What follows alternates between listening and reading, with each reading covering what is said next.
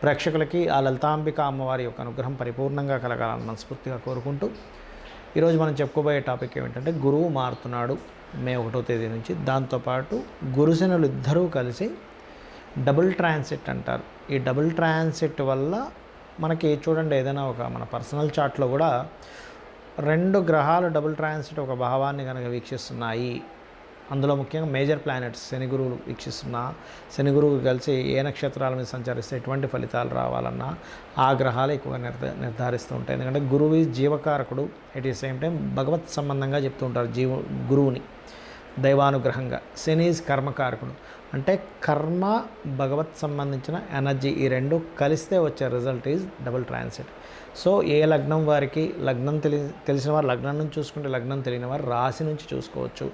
ఈ రకంగా మీకు ఏ విషయాల్లో బాగున్నది, ఏ విషయాల పట్ల కాస్త జాగ్రత్తగా ఉండాలి, ఏ దేవతారాధన చేసుకోవాలనేటువంటి విషయాలు మనం చెప్పుకుందాం. ధనుర్లగ్నము, ధనస్సు రాశి. మీకు ఈ శని గురువుల యొక్క డబుల్ ట్రాన్సిట్ ఏ భావాన్ని సూపర్గా యాక్టివ్ చేస్తుంది, వేటి మూలంగా మీకు ఫలితాలు ఉంటాయి. మీరు చేసేటువంటి ఇన్వెస్ట్మెంట్స్ చక్కగా కలిసి రావడం జరుగుతుంది, పాయింట్ నెంబర్ 1.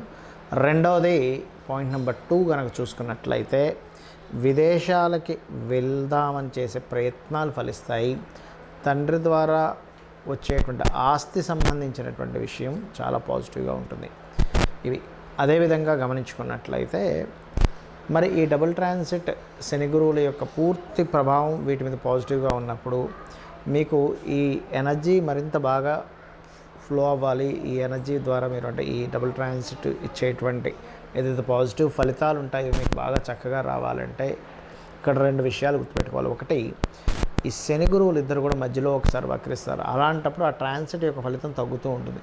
అది ఏ సమయంలో నేను చూసుకున్నట్లయితే మీరు జూన్ నుంచి, అదేవిధంగా June, July, August, September, October middle వరకు ఈ డబుల్ ట్రాన్సిట్ ఉంటుంది. కాబట్టి ఈ యొక్క సమయంలో మీరు శని భగవానుడి దగ్గర, మరియు సెప్టెంబర్ నుంచి జనవరి మిడిల్ వరకు కూడా గురుగ్రహం దగ్గర దీపారాధన చేయడం ద్వారా ఈ యొక్క డబుల్ ట్రాన్సిట్ ఫలితం బ్రహ్మాండంగా వస్తుంది.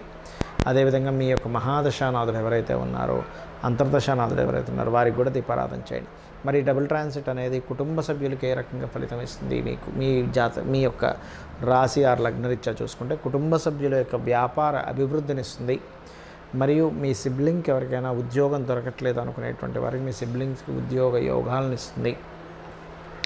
అలాగే మీ యొక్క తల్లిగారికి ఏదైనా పెద్ద మొత్తంలో రావాల్సిన ధనం రావడము, సడన్గా పిల్లలకి ఏదైనా ఆకస్మికంగా కలిసి రావడము, మరియు అదేవిధంగా జీవిత భాగస్వామికి ఉద్యోగ సంబంధించిన విషయంలో డైలీ లైఫ్లో కొన్ని ఇంప్రూవ్మెంట్స్ అనేటువంటివి కలగడం అనేది తెలుస్తుంది. కాకపోతే మీ ఉద్యోగ సంబంధించిన విషయంలో మీకు దశమంలో కేతువు యొక్క సంచారం జరుగుతుంది. కాబట్టి మీరు చేసేటువంటి ఉద్యోగ విషయాల్లో తొందరపాటు నిర్ణయాలు అస్సలు తీసుకోకండి, ఇది గుర్తుపెట్టుకోండి.